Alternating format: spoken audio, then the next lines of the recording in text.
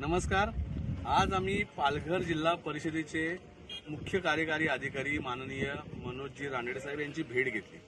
Palghar जिल्ह्यामधल्या 102 ambulance चालक रुग्णवाहिका चालक जे आहेत हे सगळे भूमिपुत्र एल्गार संघटनेचे सभासद झालेले आहेत आणि त्यांच्या न्याय हक्काच्या मागण्या घेऊन आज आम्ही जिल्हा परिषदेच्या मुख्य कार्यकारी अधिकाऱ्यांना भेटलो। मला सांगायला आनंद वाटेल की मनोजजी रानडे साहेब हा अत्यंत सकारात्मक पॉझिटिव्ह अँगलने चर्चा करून या कामगारांच्या न्याय हक्कासाठी त्यांनी आम्हाला आश्वासित केले। त्यामुळे एक सकारात्मक अधिकाऱ्याबरोबर भेट झाल्याचं आम्हाला समाधान आहे।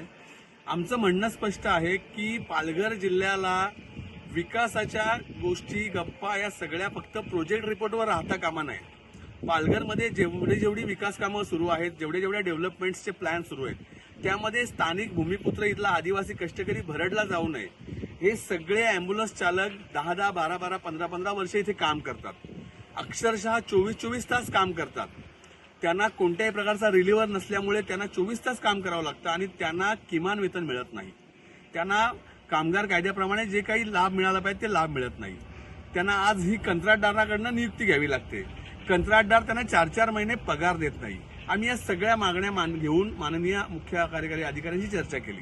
त्यांनीही आमच्याशी अर्धा तास चर्चा केल्यानंतर त्यांनी आमच्या सगळ्या मागण्यांवर सकारात्मक विचार करणार असल्याचं आम्हाला आश्वासित केलं। येत्या काळामध्ये या संदर्भात एक जॉईंट मीटिंग लावतात।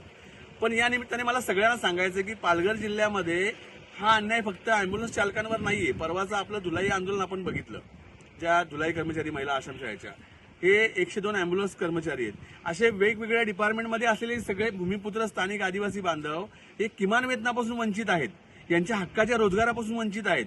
उद्या कधीही मनाला वाटेल तेव्हा यांना काढून टाकतील, घरी बसवतील। म्हणजे रोजगार जनरेट होणं, जिल्ह्याचा विकास झाल्यानंतर जनरेट होणारा रोजगारावर तर आमचा अधिकार आहे, तो तर आम्हाला पाहिजेच। पण ऑलरेडी आम्ही जे काम करतो तो रोजगार पण तुम्ही असा अधांतरी ठेवलेला आहे, तोही रोजगार आम्हाला मिळणार नाही। पालघर जिल्ह्यामधल्या भूमिपुत्र आदिवासी कष्टकरी कामगाराला, वाहन चालकाला जर किमान वेतन मिळत नसेल, 10-12 हजारामध्ये त्यांना तुम्ही राबवून घेत असाल 24-24 तास, तर हा अन्याय आम्ही सहन करणार नाही। याचप्रमाणे जे जिल्ह्यातले इतर कंत्राटी कर्मचारी आहेत की त्यांना किमान वेतन आणि इतर लाभ मिळत नाही, त्यांना असं राबवून घेतलं जातं जनावरासारखं, हे आता आम्ही खपवून घेणार नाही। हे आम्ही साहेबांना नम्रपणे सांगितलं की याबाबत लवकर निर्णय घ्या। माननीय उच्च न्यायालयाचे आदेश आहेत, नागपूर खंडपीठाचा एक आदेश आहे, 2024चा एक शासन निर्णय आहे। ज्या कर्मचाऱ्यांना 10 वर्षापेक्षा जास्त सेवा झालेली आहे त्यांना कायमस्वरूपी कामात समाविष्ट करून घेण्याचा न्यायालयाचा निर्णय, शासन निर्णय। मग हे सगळे शासन निर्णय आणि न्यायालयाचे आदेश फाट्यावर मारले जातात का? न्यायालयाचा अवमान खुलेआम केला जातो का? या सगळ्या बाबतीत चर्चा झाली आहे आणि येत्या काळामध्ये